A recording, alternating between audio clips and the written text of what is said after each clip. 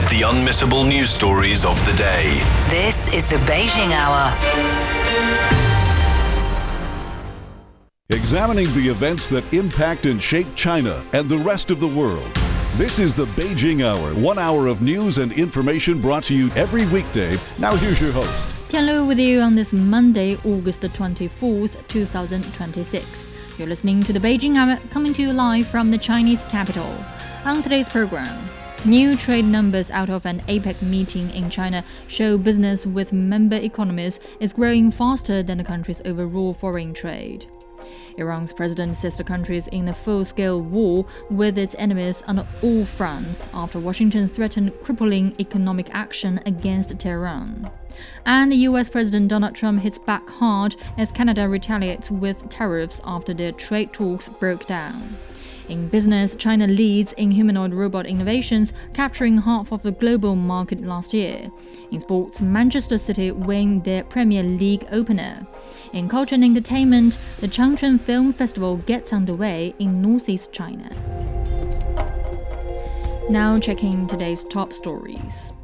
China's trade with other APEC economies has reached 18 trillion yuan, or over $2.6 trillion in the first 7 months of the year, up 21%. Officials at an APEC meeting in northeast China say the growth has outpaced the country's overall growth in foreign trading goods. They say it demonstrates the strong potential for regional cooperation and have called for efforts to eliminate trade barriers. The Asia-Pacific region is home to 1/3 of the world's population and accounts for over 60% of the global economy. China-Africa trade has been robust since May the 1st, when China eliminated tariffs on imports from 53 African countries it has diplomatic ties with. From May to June, official data shows China's imports from Africa rose by nearly a quarter from a year ago to over 190 billion yuan, or about $29 billion. The policy has attracted more African businesses to the Chinese market. Since May, there have been increases in Chinese fruit imports from Africa, such as apples by almost 90% and oranges by 28%. Benin is making full use of Beijing's zero-tariff policy to expand its pineapple exports to China. The move follows agreements signed in 2023 during President Patrice Talon's visit to China. It aims to boost the livelihoods of thousands of local farmers in Benin. Sophia Shimashiro reports.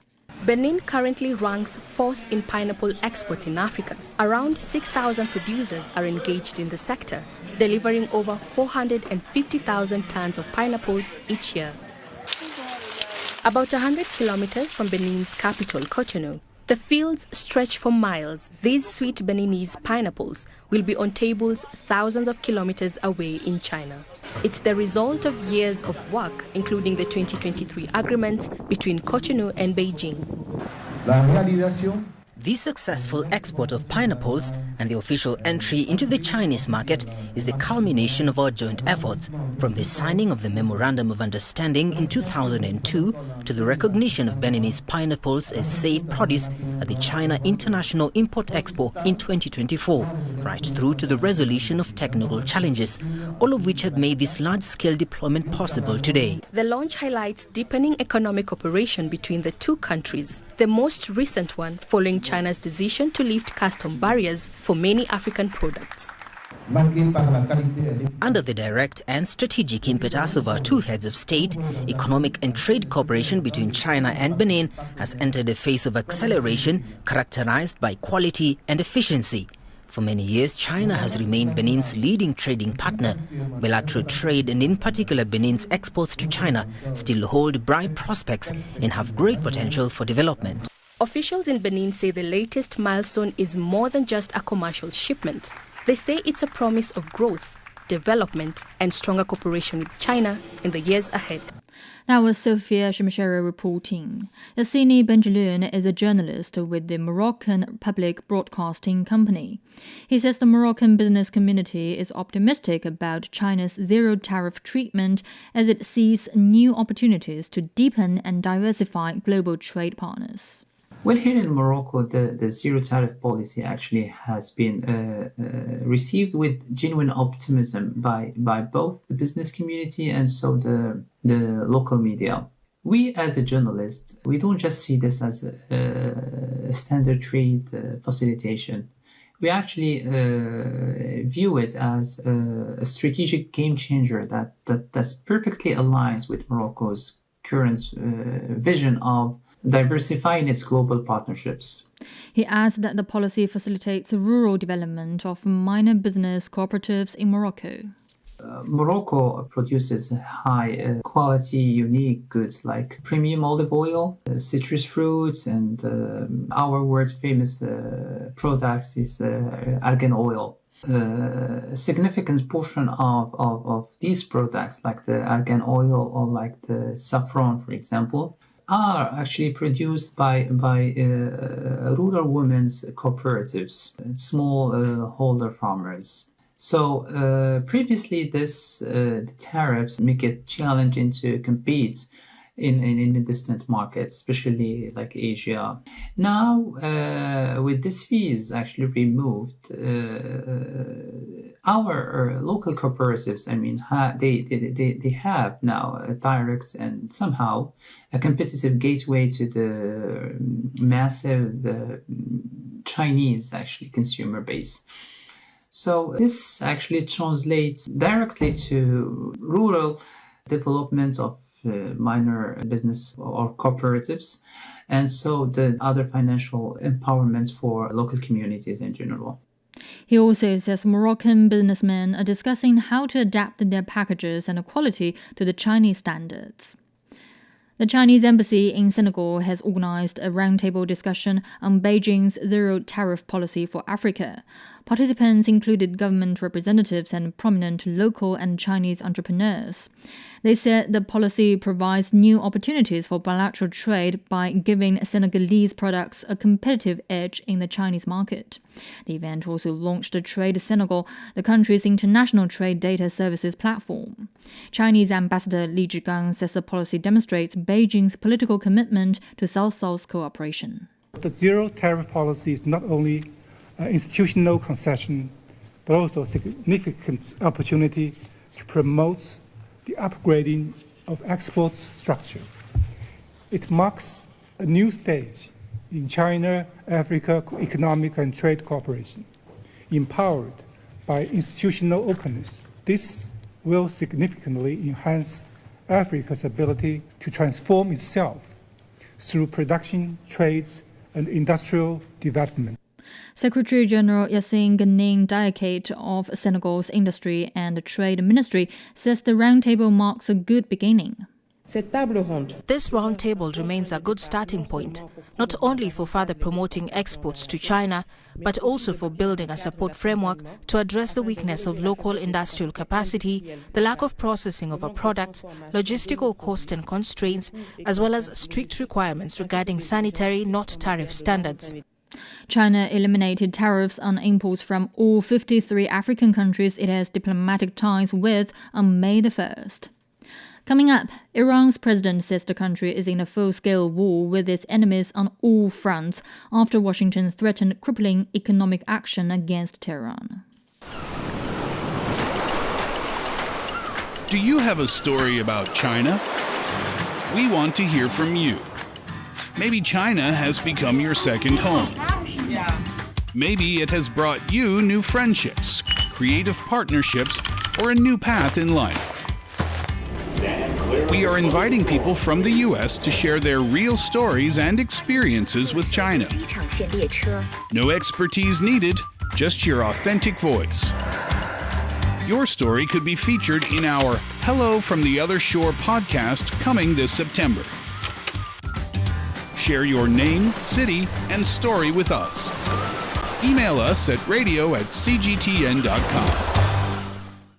Iranian President Masoud Pezeshkian says the country is now in an all-out economic, military, and security war with its enemies. This follows Washington's threat of what it calls its most crushing economic operation yet on Iran. Top Iranian security official Mohsen Rezai says Tehran will not allow a single drop of oil to be exported through the Strait of Hormuz or from anywhere in the Persian Gulf if the economic war continues. Sepah Sarami reports from Tehran. Politically, as you mentioned, Iran's chief security official Mohsen Rezai, and also who is a former IRGC commander and now Secretary of Supreme Council of National Security, in a very important televised interview, said that those states joining U.S. sanctions against Iran will be considered an enemy, and Tehran will target the interests in retaliation. Rezai has vowed to neutralize the economic war with the United States. He also mentioned that Americans have betrayed negotiations and diplomacy. Now, we can safely say that diplomacy has hit a wall between Iran and the U.S. On the other side, President Masoud Pezeshkian defended the memorandum of understanding, and also he acknowledged the economic challenges Iran is facing. He also went on to say that the best way for the country to move beyond what he described as a situation of neither war nor peace. Not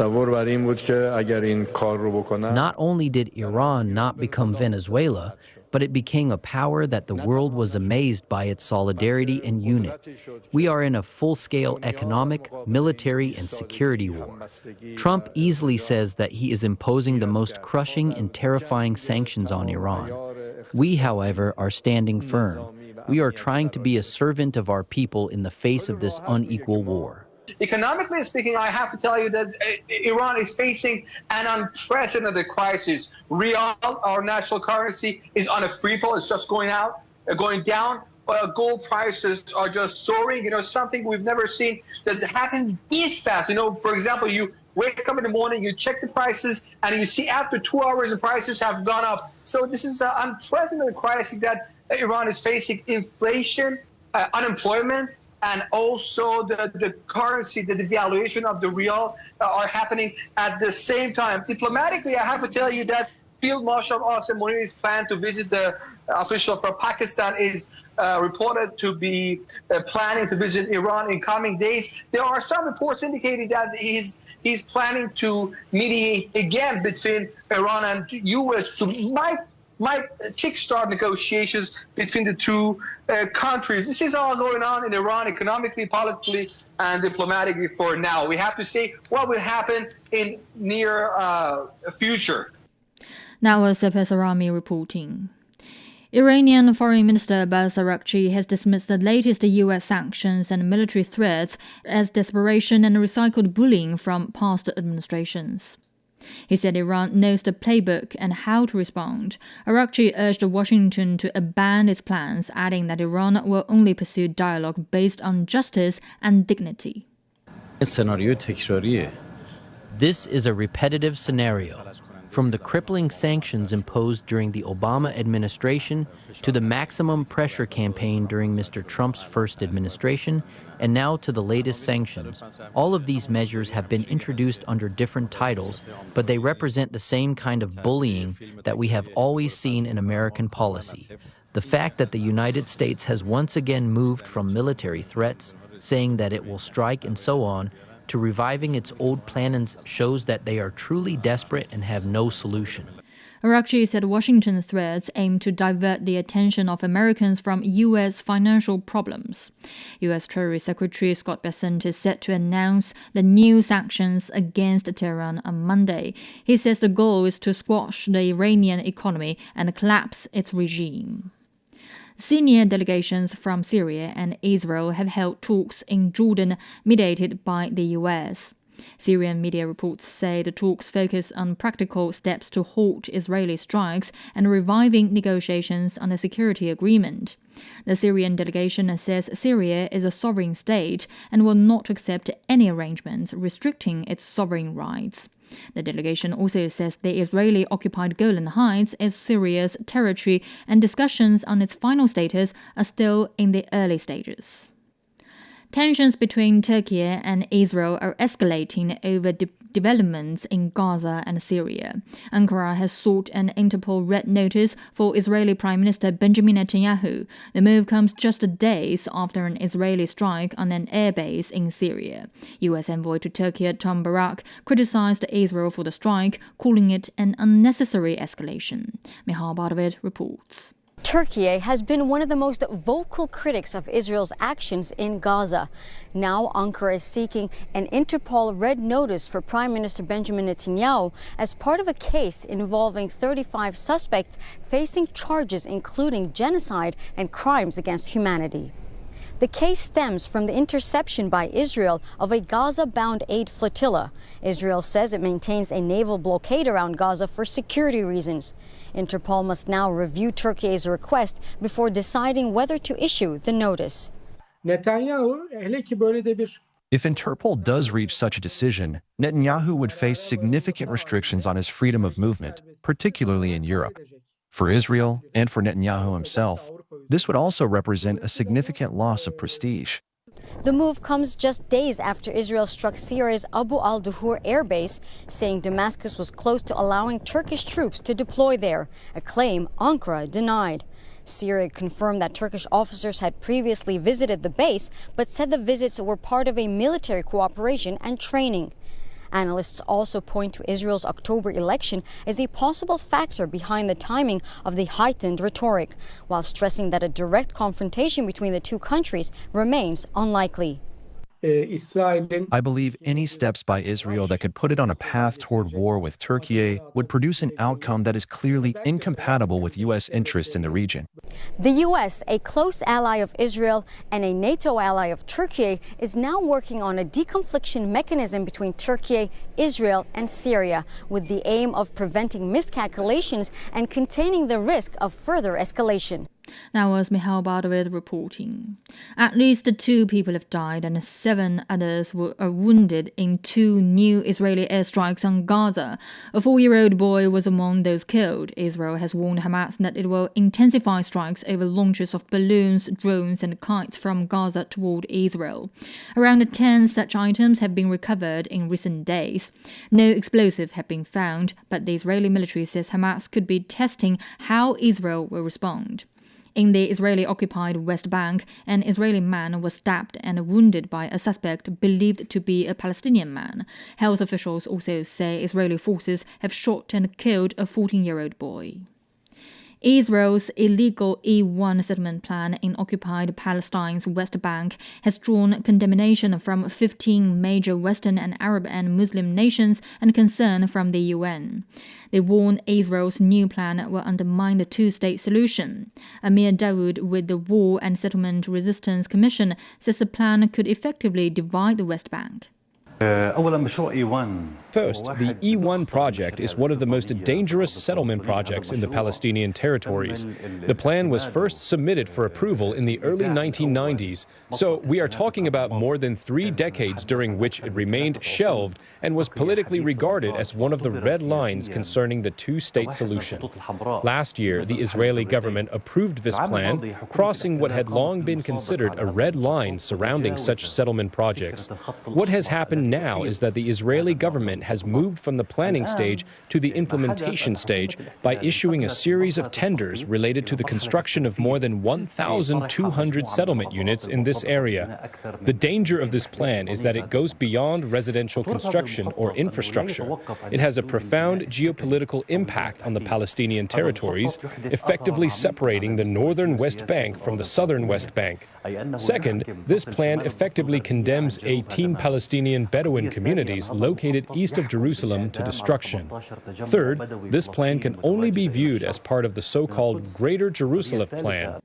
Jerusalem-based journalist Ali Obeidat says the plan could eliminate all prospects for regional peace. This is clear evidence and effectively the final announcement that the prospect of a geographically contiguous Palestinian state is being brought to an end. Israeli measures have moved from hints and threats to eliminate the prospect of a Palestinian state to actually creating that reality on the ground. This is what the Israeli government itself is saying, that what is now happening east and southeast of Jerusalem is a dream dream they have been waiting 20 years to realize. It eliminates all prospects for peace in the region. Israel advanced plans for the E1 settlement project in the West Bank last week, publishing a tender for over 1,200 housing units. Coming up, US President Donald Trump hits back hard as Canada retaliates with tariffs after their trade talks broke down. Discover the realities and responses to our changing climate with Climate Watch. Uncover critical issues such as the Masai Mara's disrupted wildebeest migration and the drop in the Panama Canal's water levels. Delve into solutions for a sustainable future. Tune in to Climate Watch on your favorite podcast platform. Become more eco-conscious and take action to protect our planet. US President Donald Trump has hit back at Canada after the country announced retaliatory tariffs on US goods following a breakdown in trade negotiations. The Trump administration has warned of a devastating impact on its northern neighbor. Jagaroti Davi reports from Washington, D.C. Well, in an early Truth Social post, Donald Trump said that Canada wants the benefits of being a state without being one.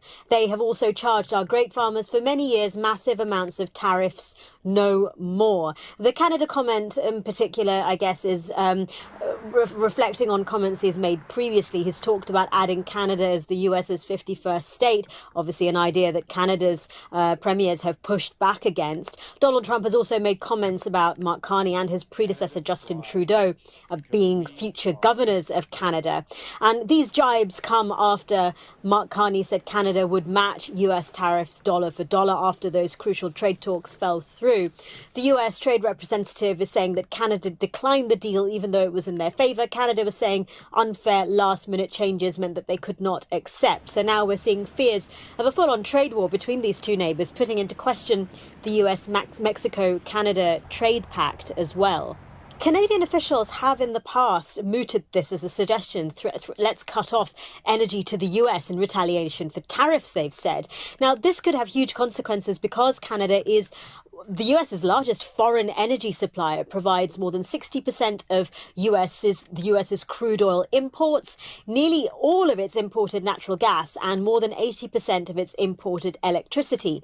So this shows how integrated the two countries' power grids and refinery chains are, and this could cause any threat to cut off, if that is followed through, that could have huge consequences. You could see unreliable electricity in areas of the northeast of the United States or the Midwest where there's a reliance on electricity. You don't really have an alternative for the Canadian crude in the same way, like Venezuelan and Mexican crude, for example, is a bit different. So the refining process is different. You could also see differences in price pressures in states that are reliant on Canadian crude and electricity. So these are just some of the implications that could happen. Now, it's questionable as to whether the US would whether Canada would follow through on something like that and as an escalation. But, it just shows the language that's being used. It just shows how serious this situation is.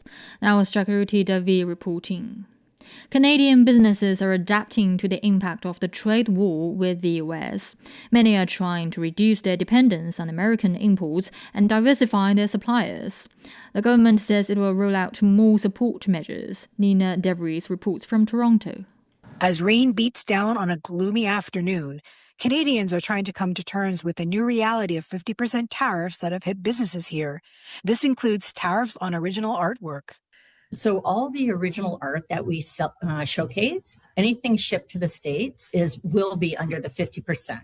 Nancy John's business has been operating in Windsor, Ontario, just across the border from Detroit, for almost 20 years. She also has an online store, and now there's a message on it warning U.S. customers about the 50% tariffs they now face. Nancy says she's not surprised the trade talks broke down in the end, adding that she misses the stronger relationship Canada and the U.S. once had. I've always thought of Detroit as part of Windsor. We're interchangeable, really. So many friends, family work stateside. They come over and they're like, we're just sad. We're sad that our countries are fighting. U.S. Trade Representative Jameson Greer says Canada refused what he said was a good deal that included tariff cuts on steel, automobiles, and lumber. But in a statement released late Friday, Canadian Prime Minister Mark Carney said, quote, last-minute changes in the U.S. proposed terms were unfair, uneconomic, and called into question the reliability of any deal. He later said this included trying to exempt medium and heavy-duty size vehicles from auto tariff relief. Walking away from a bad deal. And what comes next? Some experts say the Prime Minister's decision was difficult but necessary.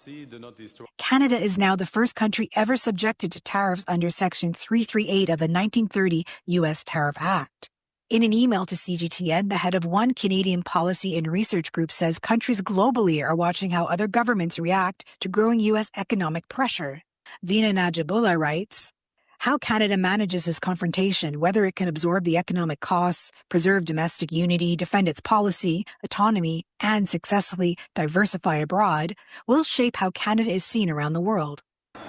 Canadian brand Pink Martini. Meanwhile, over in Toronto, boutique owner Daphne Nassani is making an Instagram story to promote her clothing products. She says when there were talks of the first wave of tariffs from the Trump administration last year, she decided to pivot her business and has reduced American products by around 60%. She's also encouraging customers to buy more Canadian products. I wanted to minimize the dependency on the American brands that I was carrying in the store. So I slowly started to decrease it, change it up a bit.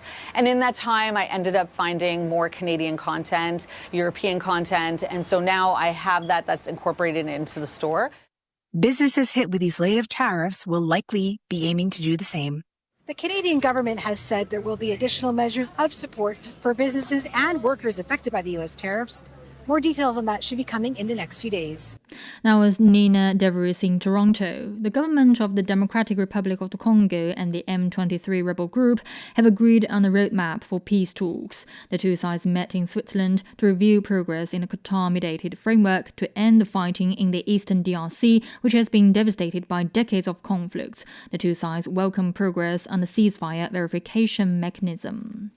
The Ebola outbreak in the Democratic Republic of the Congo has seen 5,300 confirmed cases, including over 2,500 deaths.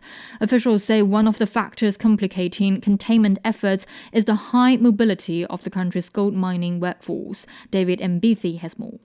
At the Igabarie mining site in Ituri province, the search for gold is a long and exacting activity. Men, women, and in some cases children work for as little as a few dollars a day. Many of them are internally displaced people from a nearby makeshift camp and have been fleeing conflict for decades. Others come from the surrounding towns and villages, including several affected by the ongoing Ebola epidemic. I have lost 13 people in my family, but we can't find anywhere to get medical treatment or vaccinations. Esperance Acheni Nyango is from a village called Ladile. She said people are dying there in large numbers. She fears Ebola too, but needs mining work to survive and feed her children. I come here to work because I have many household needs to meet. I'm struggling to pay rent. This is why I come here to work. Daniel Musingo is another miner from the town of Gasupka.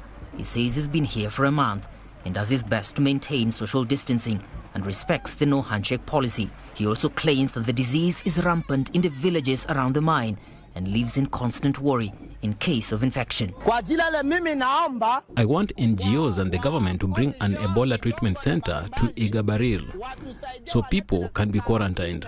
Patients die on the road while being evacuated to Bunia.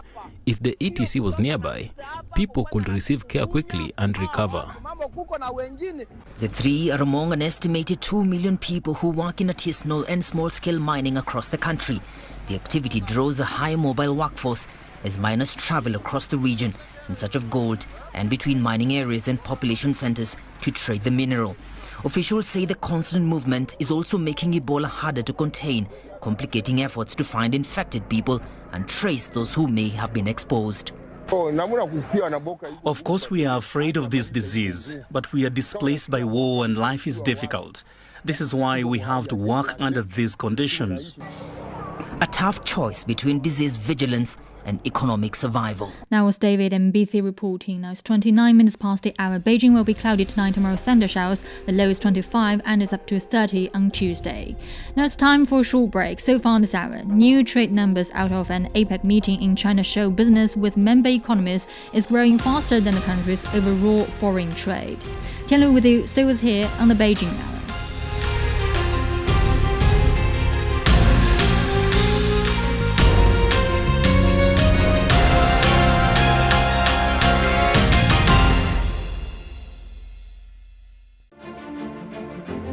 The transition to a greener future is no longer a distant goal. It's happening now.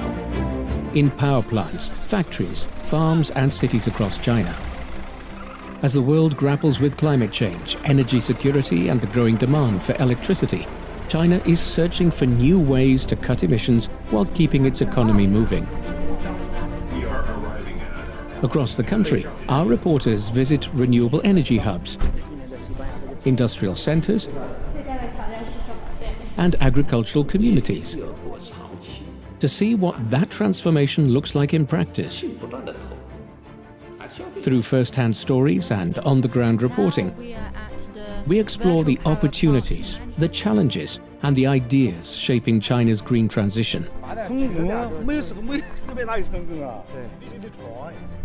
Listen to China's Green Code, Rewriting the Rules of Growth, a special series from Climate Watch, available wherever you get your podcasts.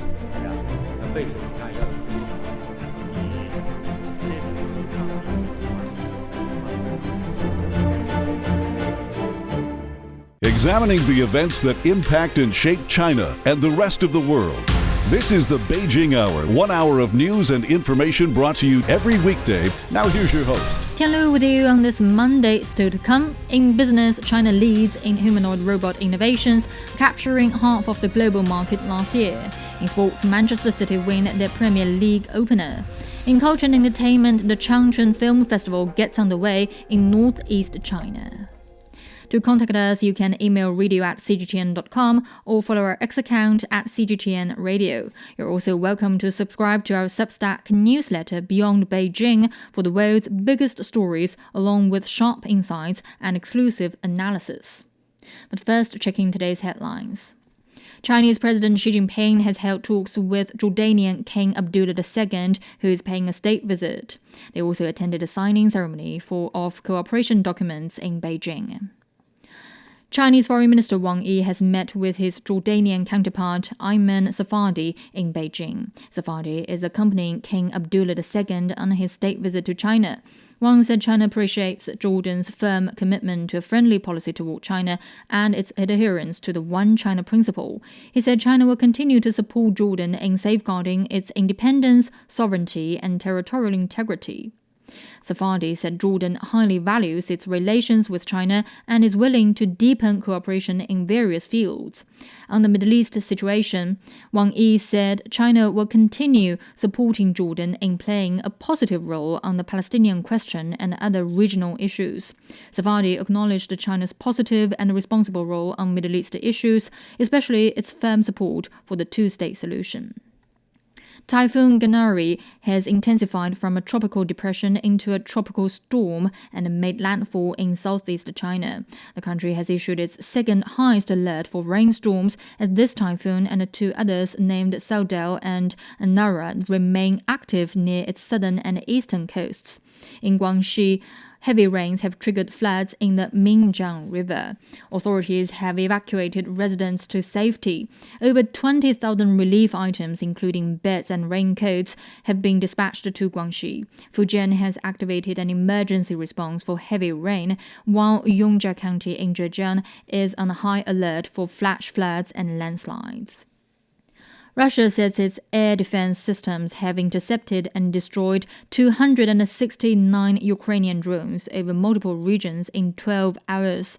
President Vladimir Putin says Ukraine has targeted Russian civilian and logistics infrastructure over the past 40 days. He says Russia is stepping up military pressure and is confident it will achieve its goals. Ukrainian President Volodymyr Zelensky says his country will not seek alternatives to joining NATO. He says the NATO membership will open up opportunities for Ukraine for funding and arms cooperation. He says Kiev still needs 30 billion euros or $35 billion in loans from the European Union this year to cover its fiscal deficit, while also facing a $27 billion shortfall in its defense budget.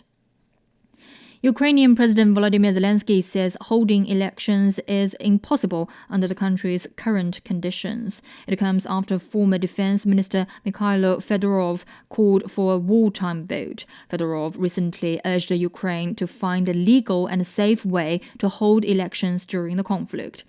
It's his most direct challenge yet to President Zelensky after he was dismissed last month.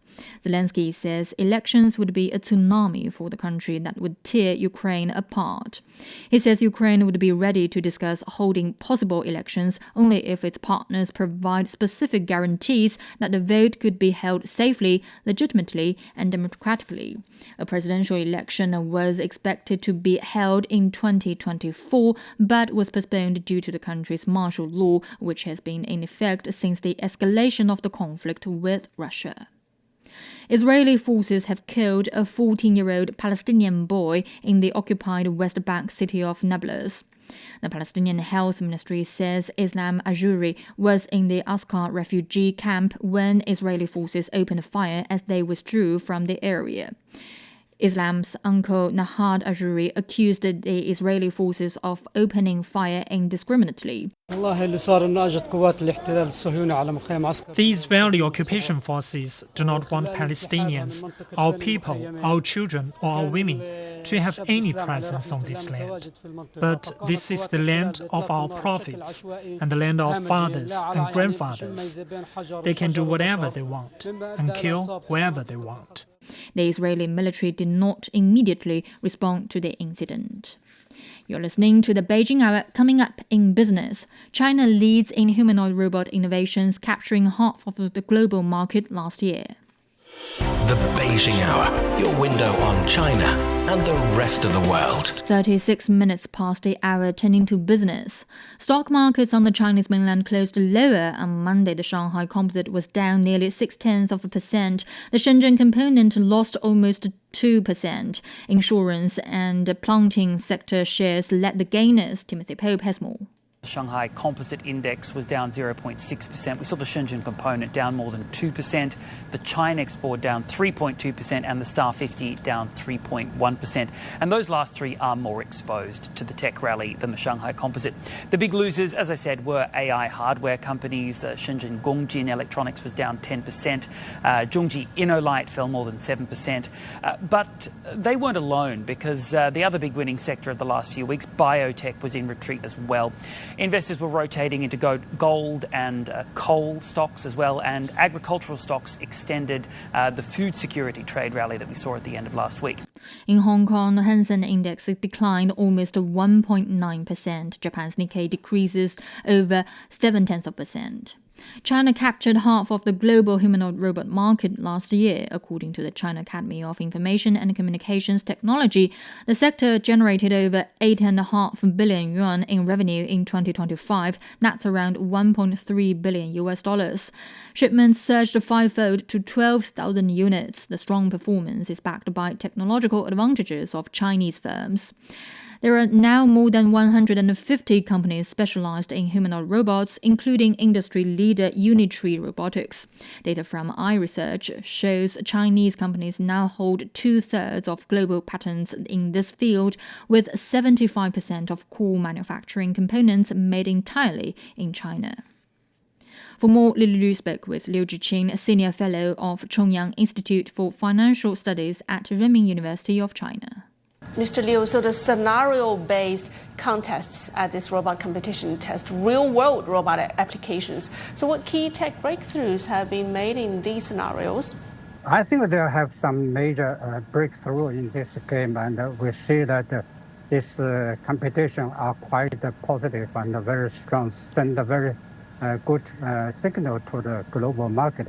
The first point is a very important thing that this time that we see that humanoid robot become more intelligent. That before, if we see that most of the robots have some AI, that artificial intelligence. Nowadays, we can see some robots become also SI, that is a self-intelligent. They can make decisions by themselves. They can think by themselves. They can do something with their own logical ideas. So this is a very important technical breakthrough. If all these robots can be implemented or used in the market, I think that will have helped the social progress in a different way. So this is a very important challenge, not only for the AI engineers, but also especially for the whole society. We should learn more things about the latest technologies. And also, China makes up more than 50% of the global humanoid robot market. So how do market demand and technological innovation help to boost each other? I think it is quite important to have a very good coordination between each other. As we know that at this moment, the humanoid robot has three different ways. One is for general purpose. General purpose is normally to improve or to use the housework, or for instance for the caterings or for cleaning. This is for general purpose. The second, quite important, for special purpose. This special purpose can be used for medical care, even for the high level of this surgery for operation for most of the important critical patients. This is very important.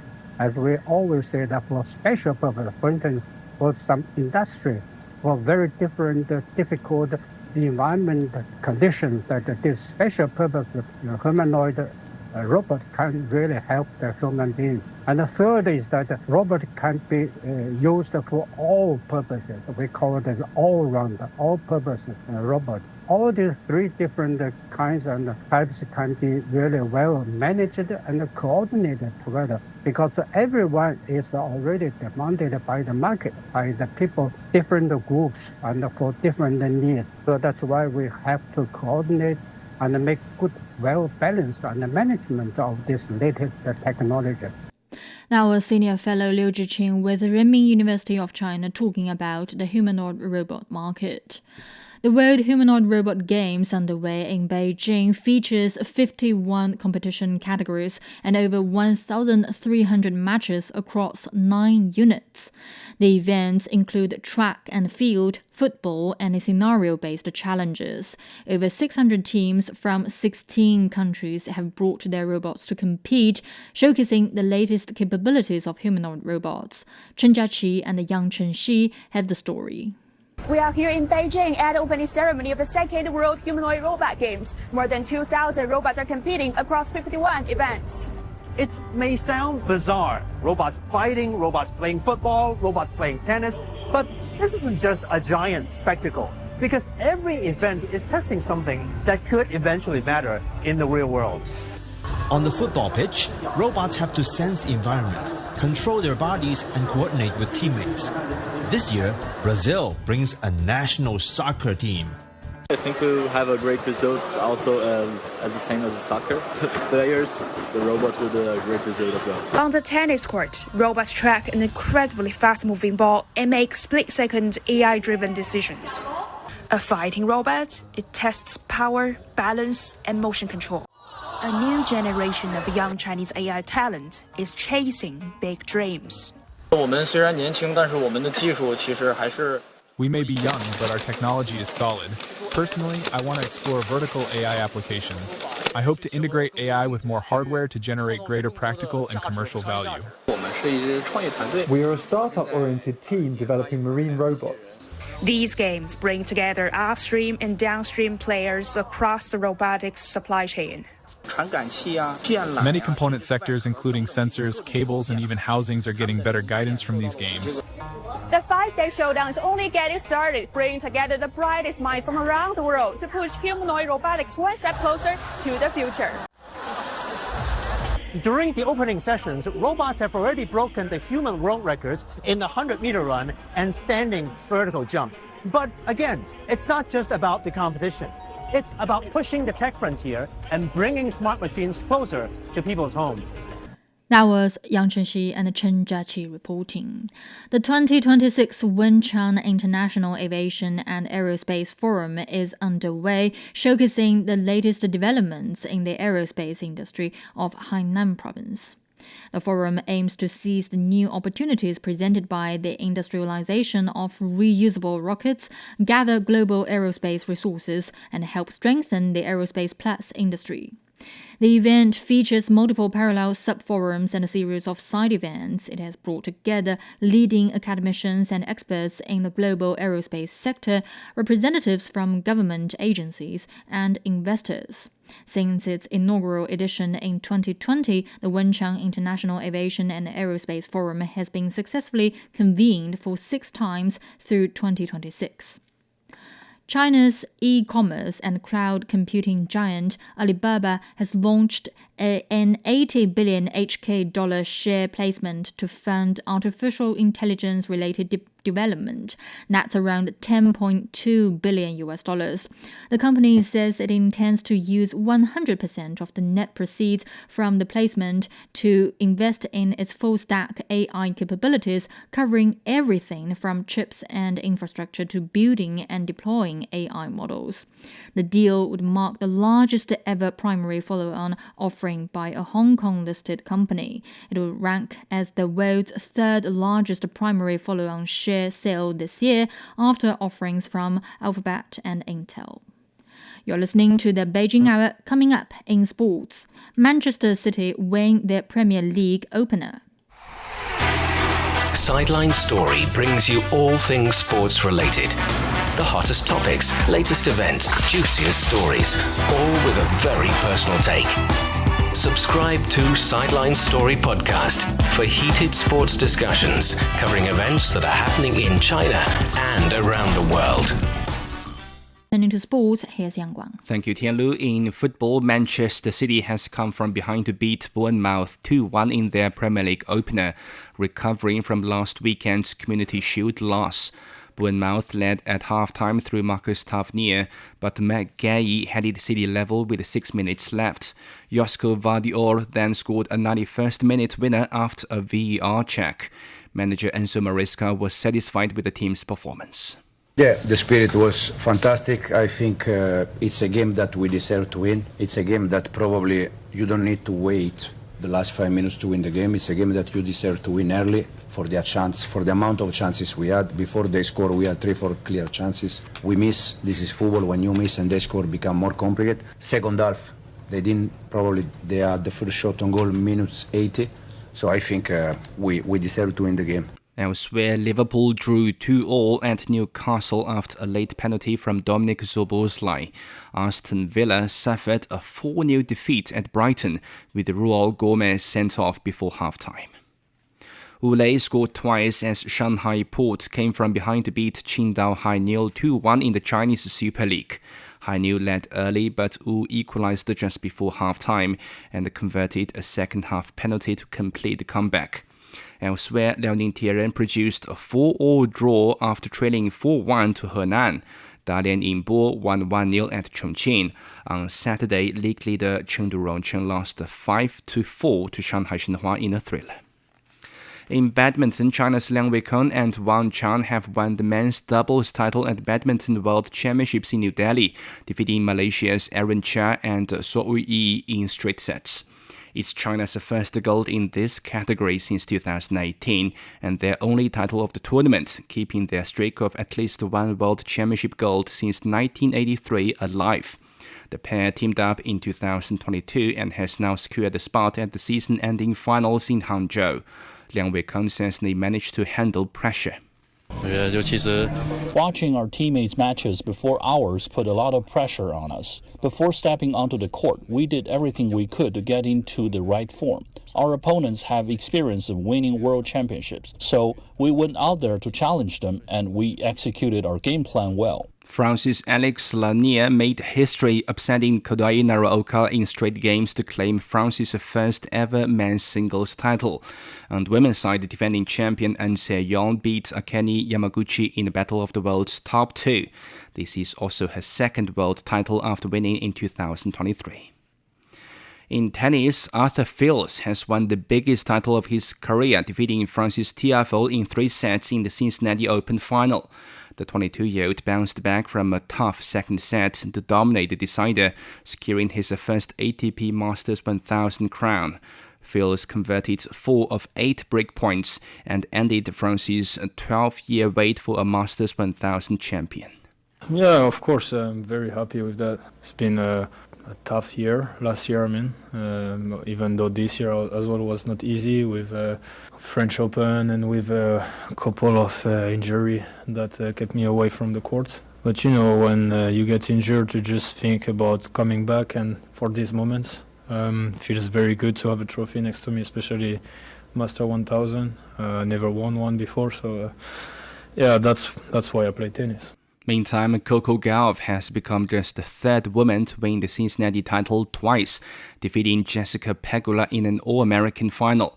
She joins Serena Williams and Victoria Azarenka with her 2nd Western and Southern Open crown.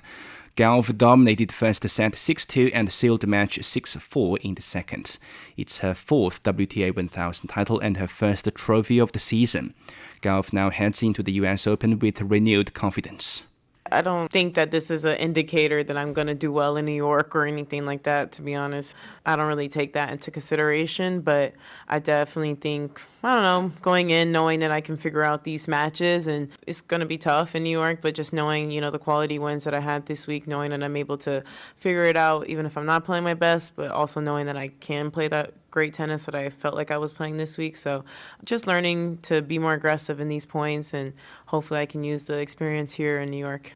In other tennis news, Serena Williams and Carlos Alcaraz will team up for the US Open mixed doubles after receiving a wildcard entry. Williams returned at Wimbledon and played Cincinnati doubles with sister Venus. Alcaraz is back from a wrist injury that sidelined him since April. Other star pairings include Aryna Sabalenka with Novak Djokovic, Elena Rybakina with Taylor Fritz, and Iga Swiatek with Casper Ruud. Defending champions Sara Errani and Andrea Vavasori also received wildcards. And finally, veteran Hu Jintao is leading China's men's basketball team at Aichi Nagoya Asian Games, while Portland Trailblazers center Yang Han-sen will miss the event in Japan. Zhang Ziyu is spearheading the women's squad. The men's competition at Asian Games will kick off on September 10th, with the women's action beginning a week later.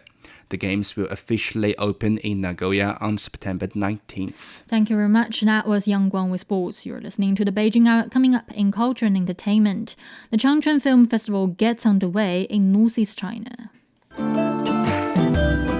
From north to south, east to west, people in China are chasing their dreams and leaving their mark. Want to know how they beat the odds and made a difference?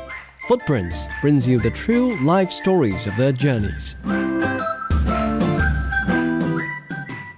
Turning to culture and entertainment, the 21st Changchun Film Festival is underway in northeast China. 16 films are vying for the Golden Deer Awards. Director Feng Xiaogang heads the jury. Winners will be announced on the 28th. One of the 16 films in competition is major box success Dear You, which exceeded 2 billion yuan in China and topped the Chinese language film charts in several countries like Singapore and Australia. This year's festival also features youth filmmaker programs and industry salons on AIGC and film tourism synergy. To mark the Changchun Film Festival, a special music showcase is bringing screen classics into the city's daily life. Inside a local shopping mall, the Central Plaza has become a pop-up stage where live bands perform 40 years of beloved Chinese film and TV songs. Shoppers with grocery carts or milk tea can pause to enjoy the nostalgia. The initiative turns an ordinary mall into a cultural hub, bringing the festival spirit directly to the public and making cinematic memories accessible to everyone. The Edinburgh Festival Fringe is underway, with nearly 4 million visitors flocking to the Scottish capital for a feast of theatre, comedy, music and art. Amid the events, Chinese Culture Week has brought local and foreign tourists an immersive experience of Chinese customs and performances. Jeff Moody has the story. In a quiet room, in a city of noise, the most refreshing of Chinese customs, drinking tea and a chance to talk about Chinese Culture Week. I find that people like stories, and when there is a story for them to learn and understand, there's no more barriers and no more language barriers. You know, you understand body language, you know, a tea setup like this, that means everyone understands or everyone's welcome to come and drink. It's an opportunity to create cultural experiences, offering up a taste of China to weary festival goers. A chance, too, to learn that most popular of Chinese games, mahjong. So a Kong is better than a Pong, which is better than a Cho? Yes. OK, so I'm aiming for a Kong. Yes. So you can have a look at your own tiles and see whether which one of these groups you're closest to having a Kong, or a Cho, or a Pong. Developed in the 19th century in China, mahjong's popularity has spread throughout the world. It's traditionally played by 4 people, combining strategy, skill, calculation, and luck. In my case, lots of luck. And then 6, 7, 8, and then a pair 9. Well done! Have I won? Yes. Have I? Yes. Have I? You just won your first mahjong game. Did I really win? Yeah. That's amazing. Oh, I'm so good at this. Chinese Culture Week is showcasing 11 performances. The organisation helps Chinese artists navigate the complexities of staging a production in a foreign land. Of course, all around people, they all know China, but they do not really know the Chinese culture. So we have the responsibility to them to let them know the real Chinese culture, such as our shoe. The links of culture and friendship between China and Scotland go back centuries, and through events like Chinese Culture Week, those links seem stronger than ever. That was Jeff Moody reporting. A China-Russia oil painting exhibition titled Colors of Friendship has opened in Haikou, Henan province. The exhibition features over 90 oil paintings by artists from both countries. A Russian artist noted Russia favors impressionist light and emotion, while China excels in realistic precision. The exhibition showcases diverse styles while fostering creative exchange through face-to-face interaction. Now it's 57 minutes past the hour, checking the forecast before we go. Beijing will be cloudy tonight, tomorrow thunder showers, the low is 25 and it's up to 30 on Tuesday. Shanghai will be cloudy tonight and tomorrow with a low of 27 and a high of 32. Chongqing will have light rain tonight and tomorrow with a low of 27 and a high of 38. Nanchang will be overcast tonight, tomorrow thunder showers with a low of 27 and a high of 33. Lhasa will have showers tonight and tomorrow with a low of 12 and a high of 23. Elsewhere in Asia, Islamabad will be clear tonight, tomorrow sunny, the low is 25 and it's up to 36 on Tuesday. Vientiane will have light rain tonight and tomorrow with a low of 24 and a high of 28. That's it for this edition of the Beijing Hour Making News today. New trade numbers out of an APEC meeting in China show business with member economies is growing faster than the country's overall foreign trade. On behalf of the staff, this is Tianlu in the Chinese capital, hoping you'll join us for the next edition of the Beijing Hour and open the window to the world together.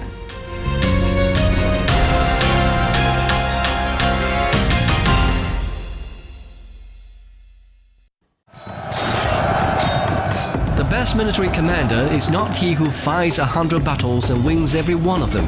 The best military strategy does not lead to the desiccation of the enemy's capital city. Decoding the Art of War will help you understand why there's no art in war and how Sun Tzu stayed undefeatable using the science of war, with fun stories and insightful breakdown of famous battles. Find Decoding the Art of War wherever you listen. A poem for the Tibetan antelope, the gentle spirit of the Qinghai Sea Zone Plateau, spoken by voices from across the world. Every spring, female antelopes migrate hundreds of miles to Zhuonai Lake to give birth, as we build gentle passages for their journey. Hello, little Tibetan antelope. Eyes opening to the light for the very first time. to see a world in a grain of sand, and a heaven in a wild flower. So much wonder calls for so much courage. But have no fear. The way home is right there, waiting for you. From the snows of Kunlun to the winds of Tangula, the wilderness will teach me to be strong. But the call of life itself never ceases. A train runs toward the horizon. A road stretches through the wilderness. The bridge that soars through the clouds is no barrier across the land, but a gateway to where I truly belong. Tibetan antelope's hoofprints loosen the soil, letting snow melt sink into the earth. Human presence passes through, but we've never walked this land alone.